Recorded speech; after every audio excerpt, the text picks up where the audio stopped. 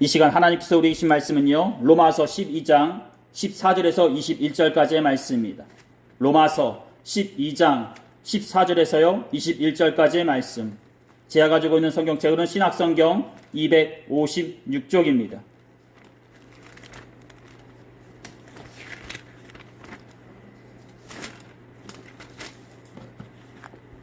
로마서 12장 14절에서요 21절까지의 말씀입니다.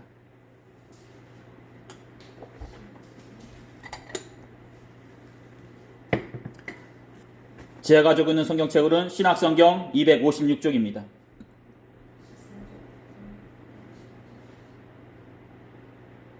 (14절부터) (21절까지의) 말씀 다 찾으신 줄 믿고요. 제가 한 절 읽고 여러분 한 절 읽다가 마지막 21절은요 다 같이 읽도록 하겠습니다. 너희를 받게 하는 자를 축복하라. 축복하고 저주하지 말라.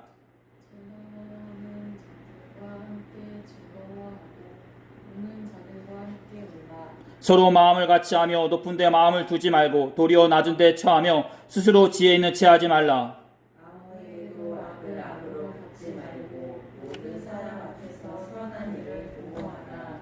할 수 있거든 너희로서는 모든 사람과 더불어 화목하라. 내 사랑하는 자들아, 너희가 친히 원수를 갚지 말고 하나님의 진노하심에 맡기라. 기록되었으되 원수 없는 것이 내게 있으니 내가 갚으리라고 주께서 말씀하시니라. 내 원수가 줄이거든 먹이고 목마르거든 마시게 하라. 그리함으로 내가 숯불을 그 머리에 쌓아 놓으리라. 악에게 지지 말고 선으로 악을 이기라. 아멘. 오늘은 여러분들과 하늘에 속한 백성의 삶의 방식이라는 제목으로 다 같이 하나님의 말씀 나누도록 하겠습니다. 우리 말씀 나누기 전 앞뒤 좌우로 마음과 정성을 모아서요 예수님의 이름으로 축복의 인사 나누도록 하겠습니다. 예수님의 이름으로 사랑하고 축복합니다. 예수님의 이름으로 사랑하고 축복합니다. 건강하세요.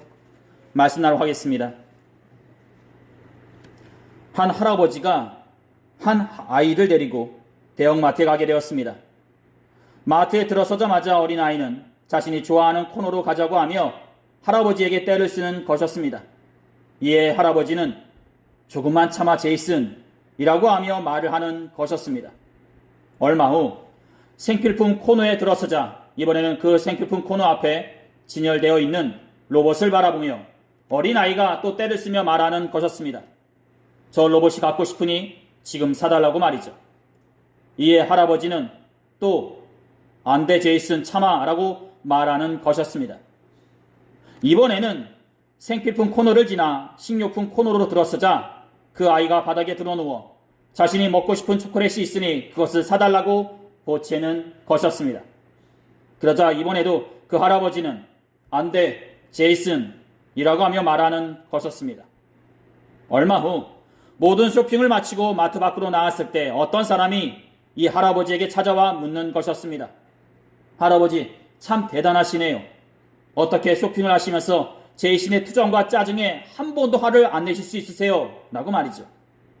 그러자 이 할아버지가 위하여하듯 말씀하시는 것이었습니다. 제이슨은 내가 데리고 온 손재가 아니라 내 이름이라오 라고 말이죠. 그렇습니다.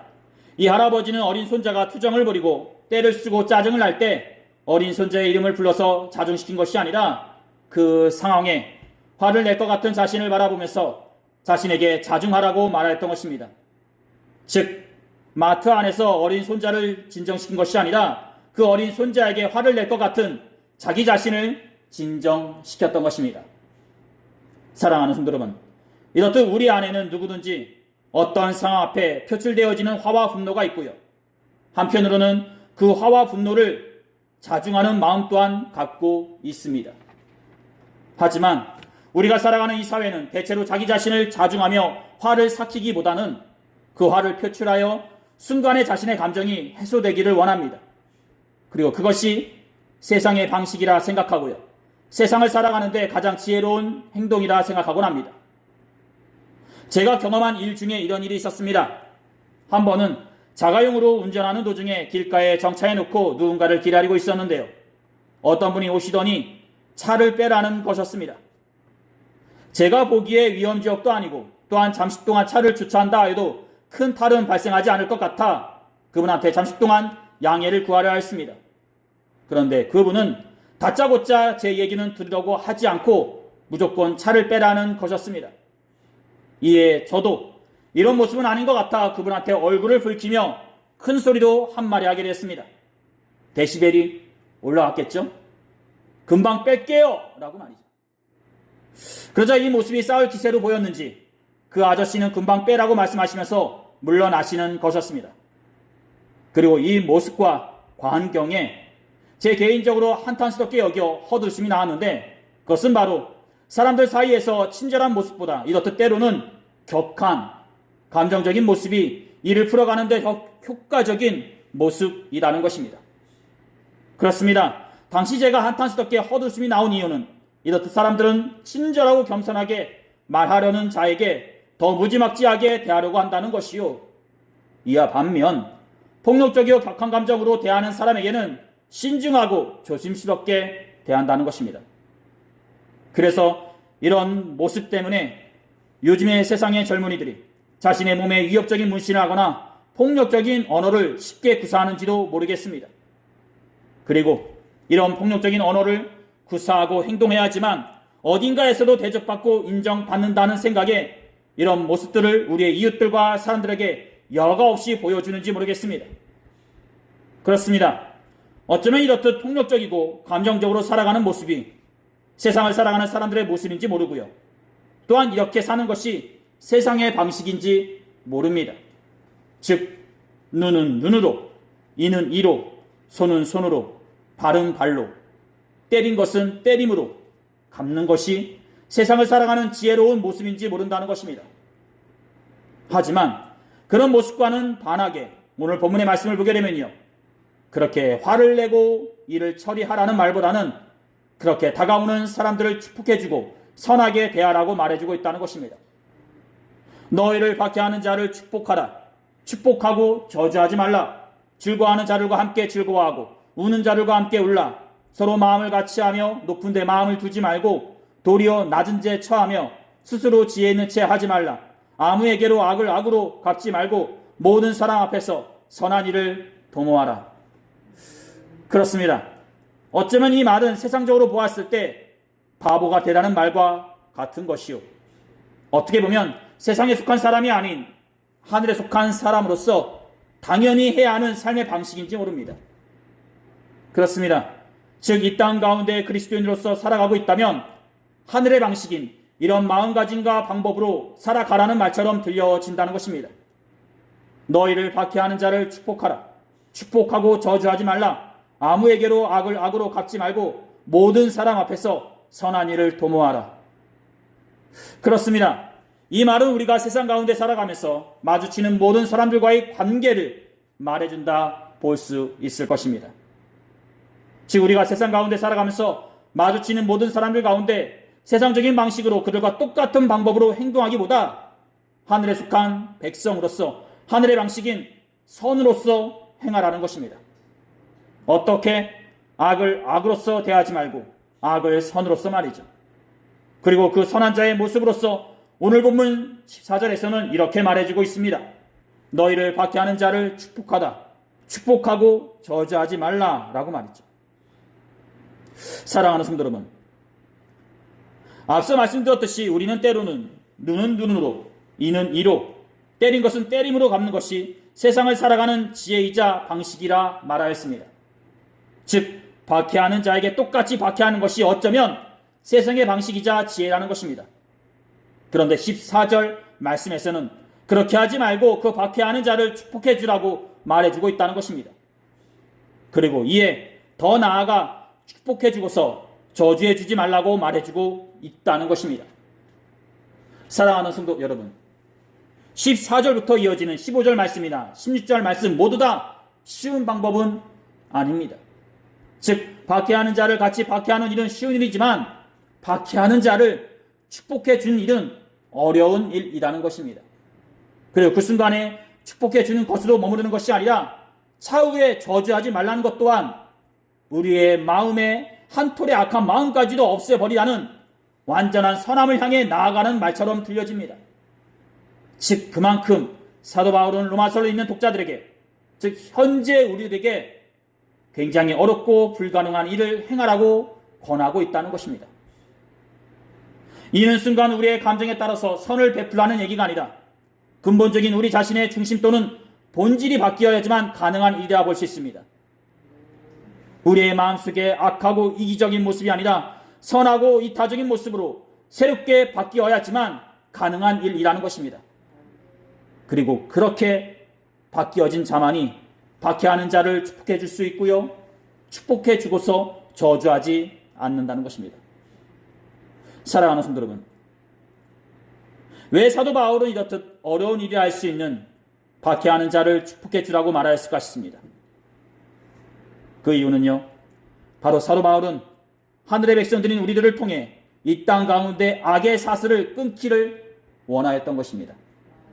즉 우리의 관계 가운데 박해하는 자에게 같이 박해를 가하게 되면 그것은 분쟁, 분열밖에 안 일어난다는 것입니다.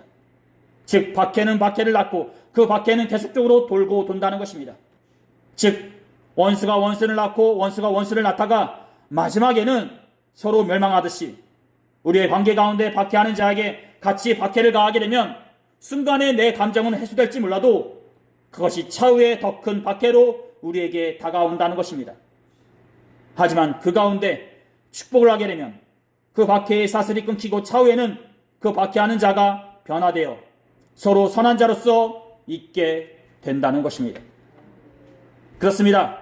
사도 바울은 서로 박해하는 가운데 속에 일어나는 폭력으로 인해 서로 등을 지고 멀어지고 멸망하기보다 하나님의 백성들인 우리들을 통해 그 박해의 모습이 축복으로 되갚아지면서 박해가 박해를 낳는 것이 아니라 박해가 축복으로서 끊겨지기를 원하였던 것입니다. 그리고 이로 인해 더 나아가 그 박해를 가하는 자 또한 그 축복으로서 선한 자로서 변화되기를 원하였던 것입니다. 즉 그리스도인들을 핍박하고 잡아리던 사울에게서 그리스도를 전하는 바울로 자기 자신이 변화되었던 것처럼 말이죠. 그렇게 박해를 가하는 자들 또한 믿는 자들로 인해 변화되기를 원하였던 것입니다. 그렇습니다. 사랑하는 성도 여러분, 우리를 박해하는 자에게 같이 박해를 가하게 되면 순간 우리의 감정은 해소될지 모릅니다. 하지만 차후에는 서로 오고 가는 박해와 분쟁 속에 양쪽이 다 소멸된다는 사실을 잊지 말아야 한다는 것입니다. 폭력은 폭력을 낳고 원수는 원수를 낳듯이 박해는 또 다른 박해를 불러오게 한다는 것입니다. 사랑하는 성도 여러분, 몇 년 전에 있었던 일이냐, 지금도 그렇지만요, 나라의 국정이 어지러운 상황에 여기저기에서 집회가 일어난 적이 있었는데요, 지금도 그렇지만요, 그때 두 집단이 충돌하는 가운데 속에 작은 폭력과 폭언이 일어났던 경우가 있었습니다. 그때 반대편 집단의 한 사회자가 말하기를요, 저쪽에서 욕을 하시면 들으시면 되고 때리시면 같이 때리지 마시고 맞으라는 말을 하는 것이었습니다. 그리고 또 말하기를 우리 다 같은 한나라 백성들인데 서로 폭력으로 싸우면 좋은 모습이 되겠냐고 하면서 그저 저쪽에서 때리면 맞으시면서 우리의 주장을 말하라고 가르치는 것이었습니다. 그렇습니다. 만약 그때 두 집단이 서로 충돌하는 가운데 속에 서로 폭력으로 맞섰다면 어떻게 되었을까 싶습니다. 아마 몇 번의 집회로 인해 몇 명의 사상자와 부상자가 더 많이 속출되지 않았을까 싶습니다. 이렇듯 폭력을 막는 것은 비폭력이듯이 박해를 막는 것 또한 똑같은 박해와 폭력이 아니라 축복하는 마음인 것입니다. 또한 15절에서 말하기를요, 즐거워하는 자들과 함께 즐거워하고 우는 자들과 함께 울라라고 말해주고 있는데요, 이는 우리의 이웃들과 함께하는 가운데 공감하라는 것이라 말씀드릴 수 있을 것입니다. 즉 즐거워하는 자들을 바라보며 시기하거나 질투하지 말고요, 그렇다고 우는 자들을 바라보며 굳은 마음으로 대하지 말고 항상 이웃들과 함께하는 가운데 이웃들과 공감하라는 것입니다. 사랑하는 성도 여러분, 15절의 말씀을 보면서요, 우리의 모습을 한번 살펴보았으면 합니다. 우리는 우리의 이웃들에게 어떻게 대하고 있는지 말이죠. 우리는 우리의 이웃들의 일에 같이 공감해 주는 가운데 울어주고 기뻐해 주고 있습니까? 아니면 우리의 이웃들의 성공 앞에 시기하고 질투하고 또한 그들의 아픔 앞에 무관심하거나 무딘 자로서 있습니까? 앞에서 나누었던 박해하는 자에게 축복을 행하듯이 우리의 이웃들의 일에 공감하는 자로서 있는 저와 여러분들이 되었으면 합니다. 아파하는 자에게 같이 아픔을 느끼시기 바라고 웃는 자들과 같이 기쁨을 나누시기를 소원합니다. 또한 16절은 우리의 마음이 겸손한 자로서 있으면서 우리의 삶 속 가운데 비천한 자들과 함께하라고 말해주고 있습니다. 즉 어떤 특권의식과 우월주의로 자기 자신을 내세워 교만한 자로서 있지 말고요, 우리의 삶 속에서 가장 낮은 위치에 있는 사람들에게까지 편하게 다가갈 수 있는 사람으로서 겸손하게 행동하라는 것입니다. 그렇습니다.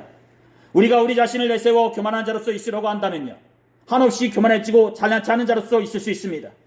하지만 그렇게 되면 우리의 관계는 우리의 잘난체와 교만을 받아주는 몇 명의 사람들에게만 그 관계가 이어지게 되고요, 그 공동체나 그 사회에서 가장 비천하고 낮은 자라고 여겨지는 사람들하고는 그 관계가 이어지지 못하게 됩니다.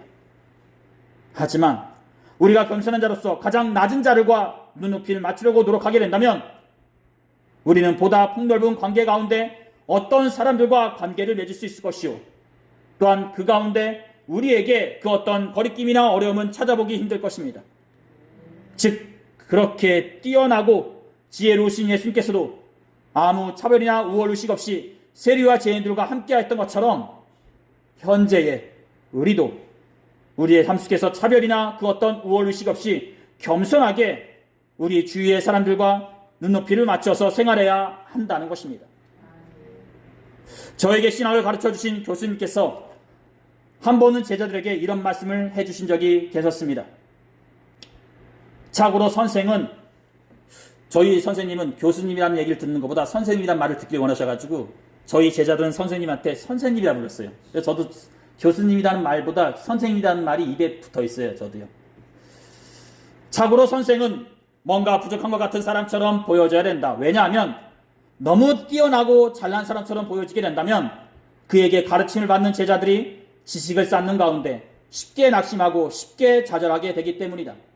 하지만 뭔가 부족하고 저 정도면 나도 노력하면 될 것 같다라는 사람은 제자들이 그 선생을 뛰어넘기 위해서 더 열심히 노력한다라는 것입니다. 우리 선생님도 저 정도 하시는데 나도 저보다 나은 것 같은데? 이렇게 말이죠. 즉 청출어람이란 말이 있듯이 뭔가 부족해 보이는 스승이 제자들에게 더 도전적인 의식과 마음을 심어준다는 것입니다. 사랑하는 성도 여러분, 이 말은 자신의 분야를 소홀히 여기거나 무지한 자로서 있다는 말이 아닙니다. 바로 누구와도 편하게 관계를 맺을 수 있는 사람으로서 겸손하라는 것입니다. 그렇습니다. 이 땅 가운데 예수께서 겸손한 자로서 계시면서 여러 사람들과 관계를 맺었던 것처럼 현대를 살아가는 우리들 또한 그 어떤 우월의식이나 특권의식 없이 겸손한 자로서 관계를 맺으며 살아가라는 것입니다. 흔히 부르는 CCM 중에, 그리고 제가 개인적으로 좋아하는 CCM 중에 삶의 작은 이래로라는 찬양이 있습니다. 근데 그 찬양의 가사 중에 참 마음속에 담아두고 있는 가사가 한 구절 있는데, 그 가사의 내용이 뭐냐면, 저 높이 솟은 산이 되기보다 여기 오름직한 동산이 되길, 이라는 가사가 있습니다. 여러분들 이 가사를 한번 잘 생각해 보시기 바랍니다. 사람들은 높은 산이 되기를 바라고 높은 산처럼 서 있기를 원합니다. 그런데 높은 산에는 많은 사람들이 가지 않습니다. 하지만 우리 뒷산의 오른직한 동산, 자그마한 언덕은 누구든지 가서 누구든지 자신의 얘기를 하소연하고 누구든지 그곳에서 쉼을 얻고 돌아가곤 합니다. 이렇듯 그리스도인들은 큰 산이 되기보다 누구든지 오를 수 있는 오름직한 동산 같은 존재가 되어야 하는 것입니다. 예수께서도 그러셨던 것처럼 말이죠. 또한 17절에서는 우리에게 악을 악으로 갚지 말라라고 말해주고 있는데요. 이는 우리가 보복하고 심판함으로써 차후에 하나님이 행하실 것을 대신하지 말라는 것입니다. 즉 모든 심판과 결정은 하나님이 행하시는 것인데 그것을 우리가 행함으로써 마지막 날 받게 될 보상과 징벌을 우리가 결정하지 말라는 것입니다. 즉 우리가 심판하지 말라라는 것입니다. 즉 다윗이 자신을 괴롭히는 사울을 죽일 수 있는 상황에 있었어도요, 어찌 하나님이 세우신 사람을 자신이 결정할 수 있느냐라고 말하면서 피하였던 것처럼 그분의 백성들이 할 수 있는 우리를 또한 우리가 심판하고 결정하기보다 심판의 결정은 하나님께 내어 맡기고 우리는 그저 선한 자로서 사람들 앞에서 선한 일을 행하라는 것입니다. 그렇습니다. 이렇듯 14절부터 17절까지는 뭐든지 받아주고 뭐든지 품어주는 그저 선한 자로서만 보여집니다. 하지만 18절에 와서는요, 할 수 있거든 모든 사람들과 더불어 화목하라고 전하고 있다는 것입니다. 할 수 있거든. 즉 이 말은 모든 사람들과 화목하게 지내지만 그렇지 못한 경우도 있다는 것입니다. 즉 마냥 착하게 살고 선하게 행동하라는 말이 아니라 선한 가운데 나름대로의 기준이 있는데 그 기준을 벗어나지 말라는 것입니다. 즉 화목한 것도 좋지만 그것에 대한 기준이 있다라는 것입니다. 즉 그 기준 안에서 화목하게 지내라는 것입니다. 그렇습니다. 그렇다면 그 기준은 무엇일까 싶습니다. 그 기준은요, 바로 우리의 신앙이라 말씀드릴 수 있을 것입니다. 즉 되도록이면 화목해야 하지만 그것이 우리의 신앙까지 영향을 받고 우리의 신앙을 버리면서까지 화목을 쫓지는 말라는 것입니다. 이 말은 우리의 신앙을 지키기 위해서 폭력을 행사하거나 싸우라는 얘기가 아닙니다. 바로 사람들과의 관계 가운데 선한 자로서 화목해야 하지만 한편으로는 그 가운데 우리의 신앙을 등한시하지는 말라는 것입니다. 간간히 믿는 사람들 중에 믿지 않는 사람들을 전도한답시고 그분들과 친해진답시고 세상적인 방식으로 당하는 경우가 있는데 그러지 말라라는 것입니다. 예, 그리스도인들은 그 신앙을 벗어나지 않는 한도 내에서 화목을 가져야 되는 것이요, 만약에 신앙까지 버리면서 한다면 그것은 참된 화목이, 주님이 원하시는 화목이, 그리스도인이 원하는 해야 될 화목이 아니다라는 것입니다. 즉 믿는 자로서 신앙이 기준이 되고 밑바탕이 된 자로서 화목하고 선한 자로서 있어야 한다라는 것입니다.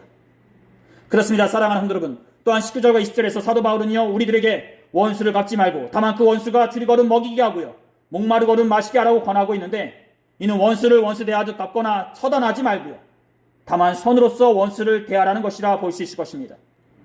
즉 하나님께서 친히 그 원수에게 공의로운 판단과 대가를 물으실 것이요 그에 대한 형벌을 내리실 것이기 때문에 우리는 그저 선을 행하라는 것입니다. 즉 쉽게 얘기했어요. 우리는 그저 우리에게 다가오는 원수들을 하나님께 내어 맡기고 우리는 그저 선만 행하라는 것입니다. 그러면 하나님께서 친히 당신의 공의로 판결해 주시고 해결해 주실 것이라는 것입니다. 즉 우리에게 원수처럼 다가오는 사람들로 인해 우리가 스트레스를 받고 이 스트레스와 고민들로 인해 우리의 생활까지 유지하기 힘들 때가 있는데, 그렇게 하지 말고요, 그 일과 사람을 하나님께 내어 맡김으로써 그 사람과 그 사람으로부터 오는 스트레스와 고민으로부터 벗어나라는 것입니다. 왜냐? 모든 판단과 결정은 하나님께서 하시고요, 그에 대한 징벌과 처단은 하나님께서 공의로서 행하실 것이기 때문입니다. 쉽게 얘기해서요, 여러분들에게 2명의 자녀가 있다고 생각해 보았을 때 첫째 애가 둘째 애를 괴롭히고 있습니다. 그런데 그 둘째 애가 첫째 애와 맞서 싸운다면 여러분들은 어떻게 하시겠냐는 것입니다. 아마 둘 다 불러놓고요, 혼내실 것이다 믿습니다. 첫째 애한테는요, 다음부터 동생한테 하지 말라고 말할 테고요, 둘째 애한테는요, 형한테 잘못했다고 사과하라고 시키지 않겠냐라는 것입니다. 그런데 만약 첫째 애가 둘째 애를 괴롭히는데 그럴 때마다 둘째 애가 엄마, 형이 괴롭혀 라고 한다면 여러분들은요, 첫째 애만 불러놓고 혼내시지 않겠냐는 것입니다. 이것과 같은 것입니다. 우리가 같이 맞서 싸우기보다 하나님께 기도하는 가운데 내어 맡기면 하나님께서 당신의 공의로서 판단하여 주시고 해결해 주신다는 것입니다. 사랑하는 성도 여러분, 어찌 어떤 부모가 자신의 자녀가 괴롭힘을 당한다는 얘기를 듣고요 가만히 있겠습니까? 그러니 그 하나님을 믿으시고 우리는 그저 하늘에 속한 백성으로서 사랑으로서 선만 행하시기를 소원합니다. 그리고 그것이 하늘에 속한 백성들이 이 땅을 살아가는 삶의 방식이요, 사람들과의 관계 가운데 우리가 보여줘야 하는 삶의 모습인 것입니다. 사랑하는 성도 여러분, 말씀을 나누는 도중에 바울은요, 로마서를 읽는 독자들에게 그리고 현재 우리들에게 굉장히 어렵고 불가능한 행동을 권하고 있다고 말하였습니다. 즉 박해하는 자를 축복하고 즐거워하는 자들과 우는 자들과 함께하고 마음을 높은 곳에 두지 않으며 악을 악으로 갚지 않고 선한 일을 도모한다는 것이 육신을 가진 존재로서 행하기가 쉽지 않다는 것입니다. 또한 이어지는 원수가 줄일 때 먹여주고요, 목마를 때 마시게 하는 것 또한 세상 안에서 살아가는 우리들에게는 그렇게 쉬운 일이 아니다라는 것입니다. 즉, 박해하는 자에게 어떻게 선으로서 다가갈 수 있겠냐라는 것입니다. 그런데 그럼에도 불구하고 사도 바울은요, 오늘 본문에서도 알 수 있듯이 우리들에게 이렇게 하라고 권하고 있다는 것입니다. 선으로서 악을 이기라고 말이죠. 사랑하는 성도 여러분, 쉽지는 않습니다. 하지만 아예 못하는 것은 아닙니다. 즉, 우리가 매 순간 성령 충만한 자로서 은혜 가운데 거닐고 있다면 이런 하늘에 속한 삶의 방식을 행할 수 있다는 것입니다. 즉, 우리가 세상 가운데 있는 것이 아니라 하나님의 은혜의 그늘 가운데 있다면 충분히 할 수 있다라는 것입니다. 바로 12장 2절의 말씀입니다.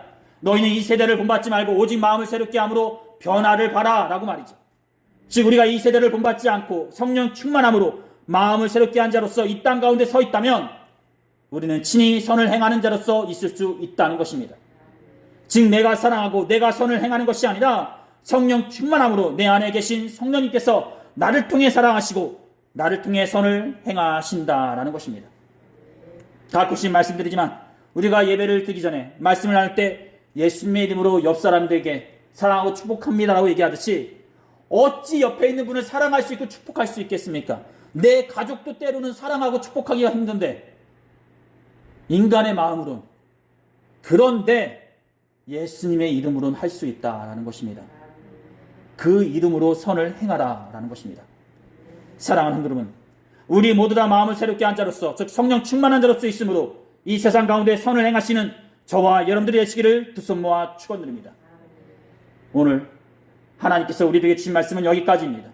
기도하시겠습니다. 귀하시 복되신 우리 주 하나님 아버지, 오늘 우리는 이 땅 가운데 하늘에 속한 백성들이 사람들과 어떤 관계를 가지며 살아가야 하는지 나눠보았습니다. 이렇듯 우리들이 성령 충만함으로 은혜 안에 거리면서 악을 악으로서 갚기보다 악을 선으로서 갚는 주의 백성들이 되게 하여 주시옵시고, 그러므로 이 땅 가운데 선한 일들이 이곳저곳에서 벌어지고 전하여지게 하여 주시옵소서.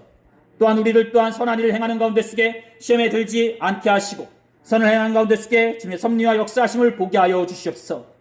또한 우리에게 다가오는 원수 같은 자들이 있다면 주님께 내어 맡기오니 주님의 진노하심 가운데 해결되게 하시고 우리는 그저 사랑하고 선을 행하는 일에만 힘쓰게 하여 주시옵소서. 감사드리며 이 모든 기도를 우리 주 예수 그리스도의 이름으로 간절히 기도드렸사옵나이다. 아멘.